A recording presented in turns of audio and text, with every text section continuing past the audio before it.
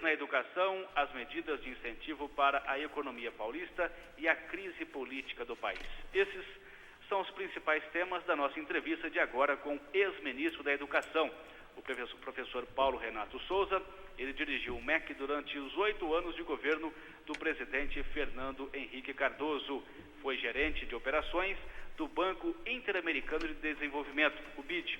Foi também secretário estadual da Educação no governo Montoro e reitor da Universidade de Campinas. Atualmente é consultor de educação.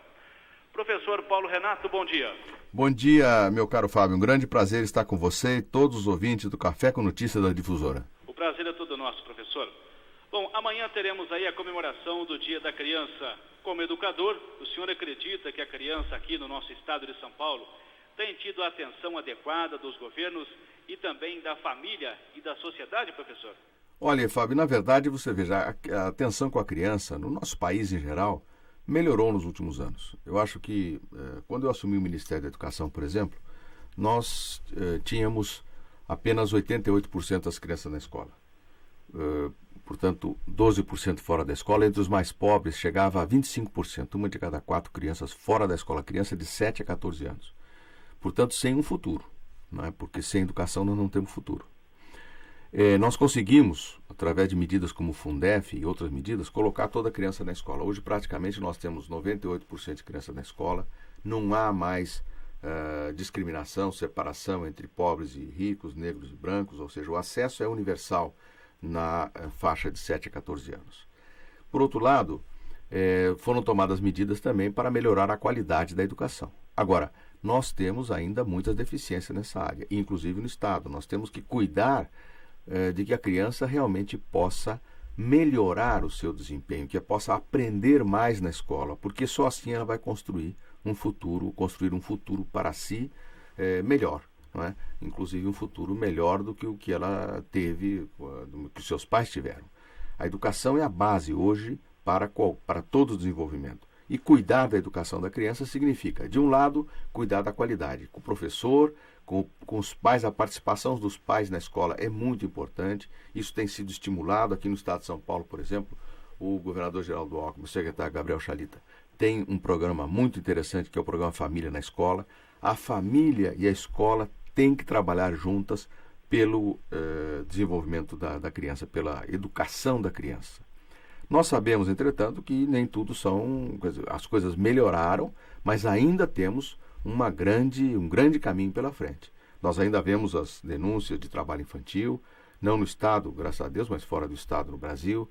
Nós temos aí os problemas de violência que afetam as escolas, que afetam as crianças muitas vezes, e esses problemas precisam ser tratados, né? Tratados como? Com a maior participação dos pais na escola, com esse fomento à participação dos pais e com a questão da qualidade na educação. Esses são os temas, me parece, que precisam ser focados quando nós falamos de criança. Professor, nós estamos aí vendo neste momento uma contradição no ensino superior. Estudantes das universidades públicas têm pressionado e realizado manifestações públicas, cobrando aí mais verbas para essas instituições. Na outra ponta, alunos pobres têm que recorrer ao financiamento estudantil e pagar a conta com juros depois de formado. Está certo esse sistema em que o governo financia o estudo para o estudante pobre e oferece ensino gratuito da melhor qualidade para os alunos ricos? Não, o sistema, obviamente, é injusto, né? Nós deveríamos ter um sistema no Brasil em que cada aluno deveria ter o financiamento dependendo da sua condição. Se o aluno é rico, ele deveria pagar independente da instituição que estuda.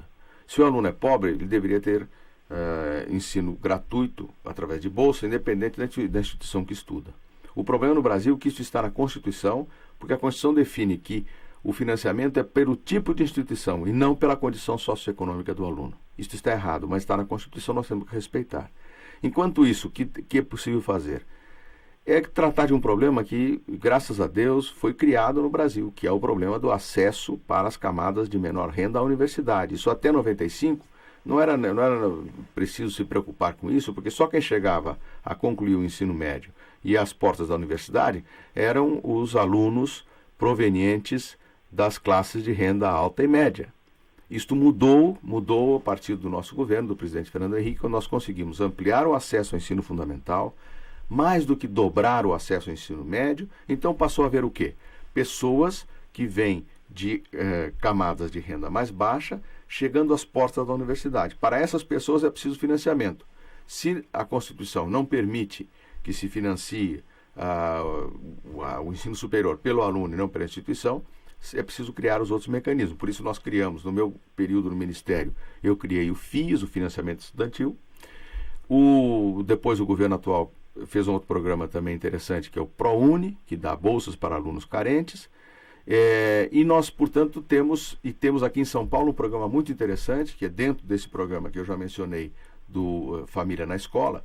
O governo dá gratuidade, paga bolsas nas faculdades para os alunos que trabalham no programa, como monitores do programa Escola da Família, nos finais de semana. Isso é muito interessante, porque você está atrelando o pagamento de das faculdades ao envolvimento do aluno com um trabalho social nas escolas públicas, nos finais de semana, permitindo que as escolas abram e que a família participe da escola. Um outro assunto polêmico que envolve a universidade pública é a reserva de cotas para os negros. Esta é uma política correta para melhorar aí as condições sociais dessa população, professor?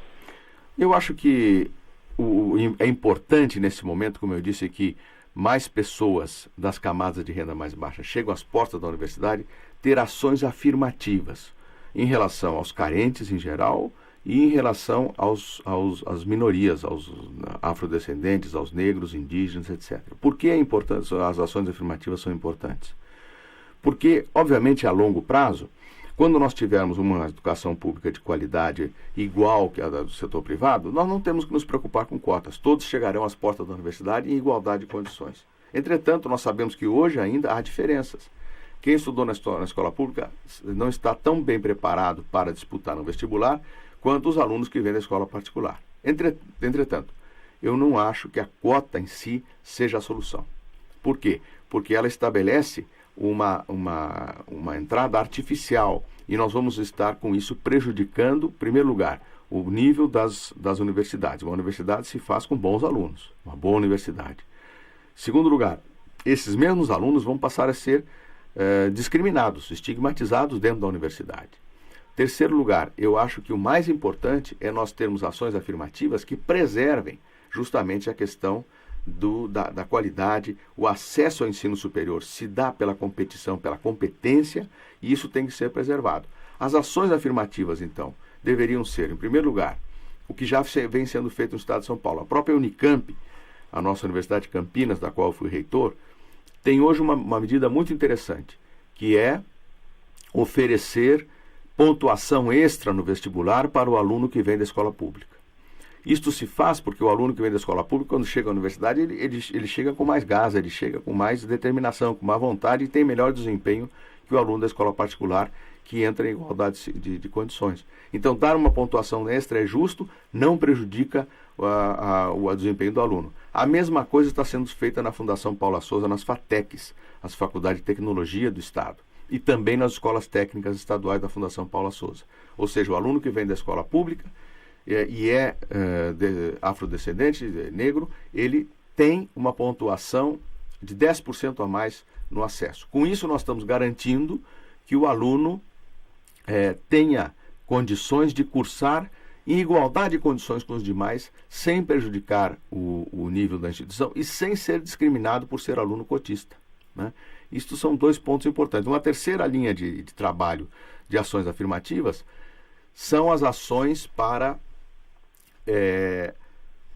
oferecer cursos pré-vestibulares gratuitos para os afrodescendentes, para os negros, para os carentes em geral, coisa que eu criei no Ministério da Educação, através do programa Diversidade na Universidade, buscando dinheiro no Banco Interamericano de Desenvolvimento, no BID, 10 milhões de dólares para financiar as universidades interessadas e as ONGs interessadas em oferecer curso pré-vestibular gratuito. Portanto, ações afirmativas são importantes. Não acho que a cota seja a melhor solução. E existem muitas ações que promovem o ingresso na universidade, mantendo a qualidade, mantendo aquilo que é o centro da da vida acadêmica, que é o desempenho e a competição pelo desempenho acadêmico. Professor, falando um pouco de política, Brasília vive aí uma crise, mensalão, mensalinho, cassação de deputados, cassação ficando para o ano que vem, agora também surge o nome do irmão do presidente Lula aí envolvido em esquemas, enfim, como que o senhor está vendo aí todo o desenrolar desses problemas em Brasília? A crise é muito grave, Fábio, e existem muitas coisas aí que são, infelizmente, não são novidade no Brasil, como a questão do tráfico de influência, agora se acusa o irmão do presidente. Houve a questão do Caixa 2, é muito grave, tem que ser punido. Houve acusações de enriquecimento pessoal ilícito a partir de dinheiro público, tem que ser punido. Mas o mais grave de tudo é o uso do dinheiro público e a montagem de um esquema de corrupção pelo governo, pelo partido do governo, para comprar apoio no Congresso Nacional. Por que isso é o mais grave? Porque isso é contra a democracia brasileira. Isso é uma coisa que afeta a instituição maior da democracia, que é o Congresso Nacional. Então, isto é o que precisamos ir a fundo e investigar, e é o que aparentemente está sendo desviada a atenção. Não é? Você veja, o presidente recebe sexta-feira todos os acusados de corrupção, não é? Dizendo que não tem importância, que deviam ter declarado que era Caixa 2, não sei o quê, tentando realmente desviar aquilo que é o ponto central.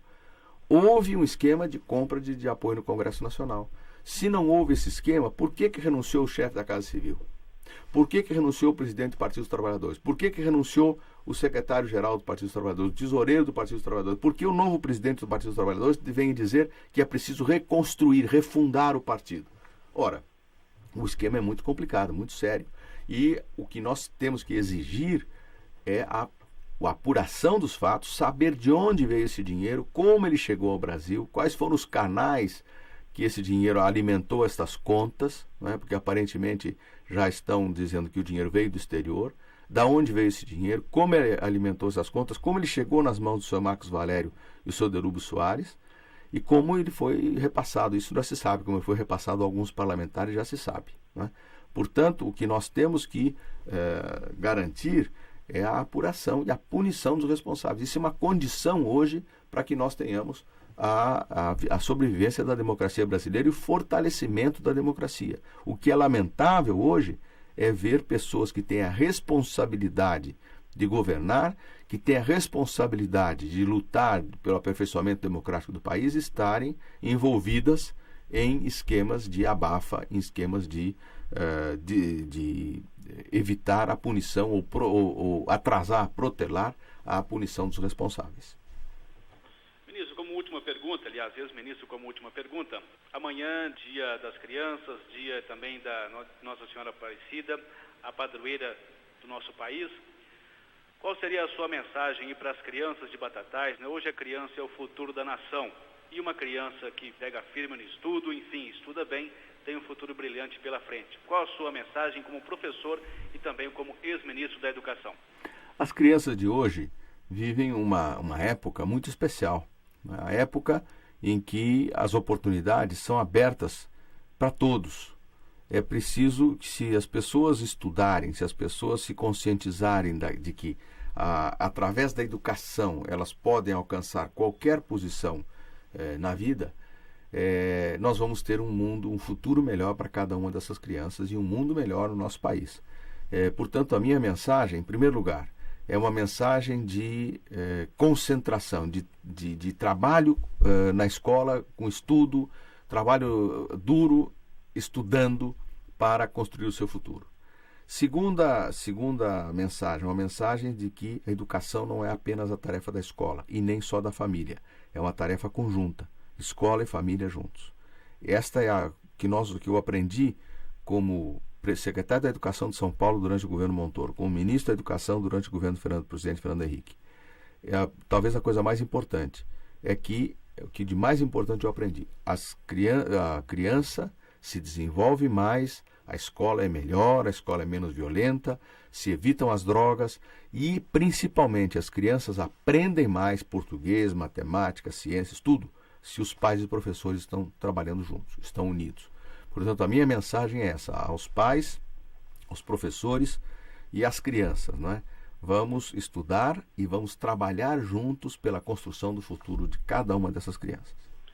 Professor Professor Paulo Renato, a gente agradece a sua participação aqui falando com a gente, também com a população de Batatais, através do programa Café com Notícias, tá certo? Muito obrigado, Fábio. Um grande abraço a você e a todos os ouvintes da Difusora de Batatais. Portanto, são 9h mais 7. Falamos ao vivo com o professor Paulo Renato Souza, ex-ministro da Educação do governo Fernando Henrique Cardoso.